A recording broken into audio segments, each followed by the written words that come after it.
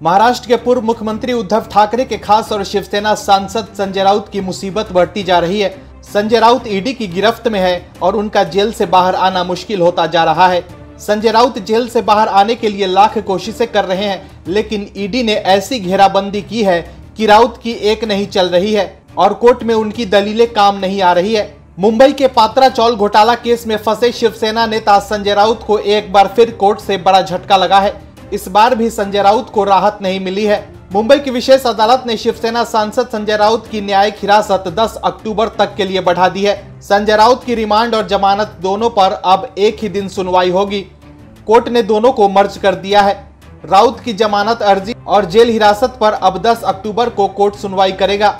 गौरतलब है कि ईडी ने मुंबई के गोरेगांव इलाके में पात्रा चौल के पुनर्विकास में कथित वित्तीय घोटाले के संबंध में संजय राउत को 1 अगस्त को गिरफ्तार किया था और तब से संजय राउत जेल में बंद है। वहीं संजय राउत की जमानत अर्जी का विरोध करते हुए ईडी ने अदालत को बताया था कि शिवसेना सांसद संजय राउत ने पात्रा चौल पुनर्विकास से जुड़े धन शोधन मामले में प्रमुख भूमिका निभाई और पर्दे के पीछे से काम किया। इसके साथ ही ईडी ने अदालत में संजय राउत की उस दलील का भी खंडन किया जिसमें उनके द्वारा आरोप लगाया गया था कि उनके खिलाफ कार्रवाई राजनीतिक प्रतिशोध के चलते की गई है। ईडी ने सप्लीमेंट्री चार्जशीट में बताया है कि प्रवीण राउत शिवसेना सांसद संजय राउत का भरोसेमंद था, इसलिए उसे गुरु आशीष कंपनी में लाया गया। प्रवीण राउत को शिवसेना नेता संजय राउत के करीबी दोस्त होने की वजह से ही इस प्रोजेक्ट में शामिल किया गया था। इसके अलावा ईडी ने यह भी दावा किया था कि संजय राउत के परिवार को 1.06 करोड़ रुपए प्रत्यक्ष लाभार्थी के रूप में मिले थे। हालांकि संजय राउत ने इन आरोपों से इनकार किया था, लेकिन ईडी का कहना है कि उनके पास पर्याप्त सबूत है जिससे साबित होता है कि संजय राउत इस घोटाले में शामिल हैं। वहीं ईडी के रडार पर संजय राउत की पत्नी वर्षा राउत भी है। ईडी ने हाल ही में वर्षा से अपने कार्यालय में पूछताछ भी की थी। कुल मिलाकर देखें तो महाराष्ट्र से उद्धव ठाकरे की सरकार जाने के बाद से ही संजय राउत का समय खराब चल रहा है। राउत ऐसे फंसे हैं कि फिलहाल उनका जेल से बाहर आना मुश्किल होता जा रहा है। दिल्ली के मुख्यमंत्री अरविंद केजरीवाल की मुश्किलें एक बार फिर बढ़ गई हैं। केजरीवाल खुद को और अपने मंत्रियों को कट्टर ईमानदार बताते रहते हैं, लेकिन केंद्रीय जांच एजेंसियां कमान कसती हैं तो कट्टर ईमानदारी की हवा निकल जाती है। फिर अपने मंत्रियों को बेदाग साबित करने के बजाय केजरीवाल ब्लेम गेम खेलने लगते हैं और मोदी सरकार पर आरोप लगाने में जुट जाते हैं कि उन्हें काम करने नहीं दिया जा रहा है। लेकिन अब केजरीवाल के मंत्री जेल जाते हैं तो उन्हें कोर्ट से जमानत भी नहीं मिलती है। बावजूद इसके केजरीवाल अपने बातों पर अड़े रहते हैं। हालांकि अब केजरीवाल की सरकार के कारनामे एक एक करके बाहर आ रहे हैं। केजरीवाल और उनकी पार्टी के नेता ऐसे फंसे हैं कि बचना मुश्किल हो सकता है। मंत्री सत्येंद्र जैन लंबे समय से जेल की हवा खा रहे हैं। वहीं शराब घोटाले में मनीष सिसोदिया जांच एजेंसियों के निशाने पर हैं और कभी भी उनकी गिरफ्तारी हो सकती है। शराब से लेकर शिक्षा तक कई मामलों की जांच बिठा चुके एलजी वीके सक्सेना ने अब बिजली सब्सिडी मामले में भी रिपोर्ट तलब कर केजरीवाल को बड़ा झटका दिया है। एलजी सक्सेना ने चीफ सेक्रेटरी को उन आरोपों की जांच करने को कहा है जिनके मुताबिक बिजली वितरण कंपनियों को आप सब्सिडी राशि भुगतान में अनियमितता बरती गई है। इसके साथ ही एलजी ने 7 दिन के भीतर रिपोर्ट मांगी है। खबर के मुताबिक वरिष्ठ वकीलों और कानूनी पेशेवरों ने बिजली कंपनियों को सब्सिडी भुगतान में गड़बड़ी का आरोप लगाते हुए शिकायत की थी। इस शिकायत में आप प्रवक्ता जैस्मिन शाह और आप सांसद एनडी गुप्ता के बेटे नवीन गुप्ता का नाम भी शामिल है। वहीं शिकायत मिलने पर एलजी द्वारा जांच के आदेश देने के बाद केजरीवाल तिलमिला गए हैं और ट्वीट कर मोदी सरकार और एलजी पर निशाना साधा है। केजरीवाल ने ट्वीट कर लिखा है कि गुजरात को आपकी फ्री बिजली गारंटी खूब पसंद आ रही है, इसलिए बीजेपी दिल्ली में फ्री बिजली रोकना चाहती है। दिल्ली के लोगों भरोसा रखना, मैं आपकी फ्री बिजली किसी हालत में रुकने नहीं दूंगा। गुजरात के लोगों आपको विश्वास दिलाता हूं कि सरकार बनने पर 1 मार्च से आपकी भी बिजली फ्री होगी। वहीं दूसरे ट्वीट में केजरीवाल ने कहा कि आपने हर चीज पर इतना टैक्स लगा दिया, इतनी ज्यादा महंगाई कर दी, लोगों का खून चूस रहे हो। ऐसे में अगर मैं अपने लोगों की फ्री बिजली करके उन्हें थोड़ी राहत देता हूं तो वो भी आपसे बर्दाश्त नहीं होता, वो भी आप रोकना चाहते हो। ये मैं किसी हालत में होने नहीं दूंगा। दरअसल केजरीवाल की ये पुरानी आदत है। केजरीवाल खुद ही अपने नेताओं को और खुद को ईमानदारी का सर्टिफिकेट देते रहते हैं। आप सरकार के खिलाफ शिकायत मिलने पर जांच के आदेश दिए जाते हैं तो केजरीवाल हाय तौबा मचाने लगते हैं। हालांकि केजरीवाल लाख हल्ला मचाए, लेकिन एक और मामले की फाइल खुल गई है। अब देखना होगा कि बिजली सब्सिडी मामले में अगर कोई घोटाला हुआ है तो उसमें आपके किस नेता का नाम सामने आता है। हालांकि जांच के आदेश दिए जाने के बाद केजरीवाल ने जिस तरह का रुख अपनाया है उससे लग रहा है कि एलजी ने सही जगह पर प्रहार किया है। अगर कोई घोटाला नहीं हुआ है तो जांच होने दीजिए, दूध का दूध और पानी का पानी हो जाएगा।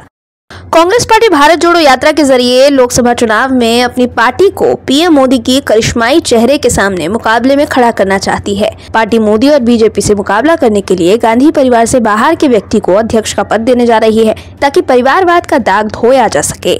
हालांकि इसके बावजूद पार्टी के लिए कुछ अच्छा होता हुआ नहीं दिख रहा है। गांधी परिवार के सबसे भरोसेमंद माने जाने वाले अशोक गहलोत ने राजस्थान में सीएम की कुर्सी के लिए बगावत कर पार्टी को कमजोर करने का काम किया है। गहलोत गुट और पायलट गुट दोनों एक दूसरे के खिलाफ खुलकर हमलावर हैं। कांग्रेस की इस आपसी लड़ाई से पार्टी के लिए राजस्थान में वापसी करना बेहद मुश्किल हो सकता है। वहीं अब महाराष्ट्र से भी कांग्रेस के लिए बुरी खबर आ रही है। रिपोर्ट्स के मुताबिक महाराष्ट्र में भी कांग्रेस का विकेट गिरना शुरू हो सकता है। महाराष्ट्र की राजनीति में चर्चा शुरू हो गई है कि पूर्व मुख्यमंत्री अशोक चव्हाण कांग्रेस छोड़कर बीजेपी का दामन थाम सकते हैं। इसकी वजह अशोक चव्हाण का बीजेपी और शिंदे सरकार के प्रति नरम रवैया है। वहीं इन कयासों को और बल तब मिला जब एकनाथ शिंदे सरकार की ओर से अशोक चव्हाण को रिटर्न गिफ्ट मिला। एक तरफ शिंदे बीजेपी सरकार द्वारा उद्धव सरकार के दौर की परियोजनाओं को रद्द किया जा रहा है, तो वहीं अशोक चव्हाण के निर्वाचन क्षेत्र में एक अहम योजना को मंजूरी दी गई है। शिंदे सरकार द्वारा अशोक चव्हाण के भोकर विधानसभा क्षेत्र में वाटर ग्रिड योजना को मंजूरी दी गई है। कहा जा रहा है कि शिंदे सरकार ने भोकर के 183 गांव के पानी पहुंचाने की योजना को मंजूरी दे अशोक चव्हाण को बड़ा रिटर्न गिफ्ट दिया है। ये योजना है 728 करोड़ रुपए की। अब इसे लेकर महाराष्ट्र की सियासत में चर्चाएं तेज हो गई हैं कि आखिर शिंदे बीजेपी सरकार अशोक चव्हाण पर इतनी मेहरबान क्यों है, और वो भी ऐसे समय में जब शिंदे सरकार की ओर से एमवीए सरकार द्वारा शुरू की गई योजनाओं पर ब्रेक लगाया गया है। यहाँ तक कि एनसीपी सुप्रीमो शरद पवार के गढ़ में भी पिछली सरकार की योजनाओं पर ब्रेक लगाया गया है। इससे संकेत साफ है कि चौहान ने अब अपना नया ठिकाना ढूंढ लिया है। बता दें कि अशोक चव्हाण बीते कुछ समय से कांग्रेस हाईकमान से नाराज चल रहे हैं और अब वो पार्टी छोड़ने पर विचार कर रहे हैं। बीजेपी के नेताओं ने भी बीते दिनों दावा किया था कि कांग्रेस के कई विधायक बीजेपी में शामिल होने वाले हैं। ऐसे में अब अशोक चव्हाण पर शिंदे सरकार का मेहरबान होना ये बता रहा है कि चव्हाण की जल्द ही भगवा दल में एंट्री हो सकती है।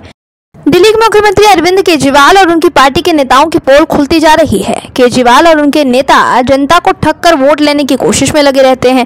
हालांकि इस बार आपका ये पैंतरा काम नहीं आया है और पार्टी की काफी फजीहत हो रही है। इस बार पंजाब के सीएम भगवंत मान की वजह से केजरीवाल विपक्ष के साथ साथ आम लोगों के निशाने पर भी आ गए हैं। दरअसल केजरीवाल और भगवंत मान इन दिनों लगातार गुजरात का दौरा कर रहे हैं।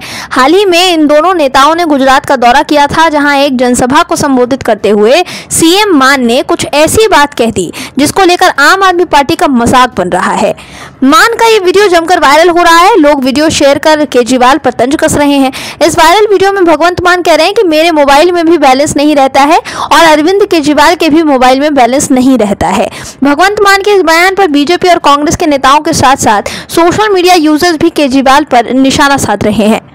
इस वीडियो में दिख रहा है कि एक चुनावी सभा को संबोधित करते हुए सीएम भगवंत मान कहते हैं कि हमने आपको कोई भी हारी देकर नहीं बुलाया है, हमारे पास पैसे वैसे नहीं है। इसके बाद मान ने कहा कि उन्होंने एक बार दिल्ली के सीएम अरविंद केजरीवाल को फोन किया था और बैलेंस कम होने की वजह से फोन कट गया, जिसके बाद उन्होंने दूसरे फोन से दोबारा कॉल लगाकर कहा कि सॉरी सर, मेरा बैलेंस खत्म हो गया था। जिस पर केजरीवाल ने कहा कि वो वापस फोन कर ही नहीं पाए क्योंकि उनके फोन में भी बैलेंस रहता ही नहीं है, केवल कॉल आती है। भगवंत मान के इस बयान के बाद बीजेपी और कांग्रेस ने करारा पलटवार किया है और आम आदमी पार्टी को आईना दिखाने का काम किया है। कांग्रेस की ओर से अलका लांबा ने भगवंत मान के भाषण और उनकी शादी की कुछ तस्वीरें शेयर करते हुए जवाब दिया कि संघ के छोटे रिचार्ज का कोई छोटा रिचार्ज ही करवा दो। हमारी भोली भाली जनता की आपके इन ठगों की बातों में आकर अपना कीमती वोट भाजपा के खिलाफ देकर भाजपाइयों की सरकार बना रही है। वहीं कांग्रेस नेत्री सदफ जफर ने कमेंट कर कहा कि ये बेचारे खुद ही बीजेपी का छोटा रिचार्ज हैं, जबकि बीजेपी नेता मनजिंदर सिंह सिरसा ने भगवंत मान के वीडियो को शेयर कर लिखा कि ये बदलाव के नाम पर बर्बादी है। इसके साथ ही मनजिंदर सिंह सिरसा ने एरोप्लेन में बैठे अरविंद केजरीवाल की तस्वीर शेयर कर लिखा कि कौन विश्वास करेगा कि भगवंत मान कहते हैं केजरीवाल के फोन में 0 रिचार्ज बैलेंस है। जब राजा केजरीवाल आईफोन का नया मॉडल लेकर चार्टर विमानों में यात्रा करते हैं, ये एक दूसरे के बारे में झूठ बोलते रहते हैं। वहीं आम लोगों ने भी मान के इस वायरल वीडियो पर मजे लेते हुए कमेंट किया है। मोहसिन खान नाम के यूजर ने लिखा कि रिचार्ज का पैसा नहीं है, लेकिन होटल में 22 लाख का समोसा खाते हैं और चार्टर प्लेन में बैठकर 3 करोड़ रुपया खर्च करके चुनाव प्रचार करने जाते हैं। गजब का झूठ बोलते हैं। एक यूजर ने लिखा कि इश्तिहार निकलवाने के लिए पैसे हैं, लेकिन रिचार्ज के लिए नहीं। वहीं एक यूजर ने लिखा कि कितना बड़ा झूठा इंसान है भाई, सांसदों का फोन का पैसा भी तो मिलता है। वहीं फरहान जाफरी नाम के यूजर ने लिखा कि ये तो झूठ बोलने की वॉशिंग मशीन है। कुल मिलाकर देखें तो भगवंत मान ने बयान देकर अपने साथ साथ केजरीवाल की भी काफी किरकिरी करवा दी है। देश की जनता काफी समझदार है और ऐसे बयानों से गुजरात में आम आदमी पार्टी की दाल नहीं गलने वाली है। बिहार की सियासत में इन दिनों भूचाल आया हुआ है। महागठबंधन की दो अहम दल आरजेडी और जेडीयू के बीच सीएम पद को लेकर खींचतान जारी है। आरजेडी तेजस्वी यादव को सीएम बनाने के लिए बेचैन है, जबकि नीतीश कुमार कुर्सी खाली करने के लिए तैयार ही नहीं है। इस बीच महागठबंधन की सरकार को बड़ा झटका लगा है, जिसके बाद बीजेपी को सरकार को घेरने का जबरदस्त मौका मिल गया है। दरअसल बिहार में नगर निकाय चुनाव में आरक्षण को लेकर पटना हाईकोर्ट के फैसले पर जेडीयू और बीजेपी में बार पलटवार शुरू हो गया है।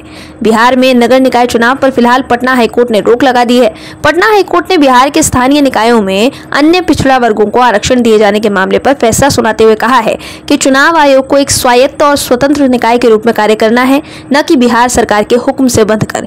कोर्ट का यह फैसला नीतीश सरकार के लिए बड़ा झटका माना जा रहा है, क्योंकि सरकार द्वारा निकाय चुनाव में आरक्षण न दिलवाने का मुद्दा बनाकर बीजेपी ने जेडीयू और आरजेडी को घेर लिया है।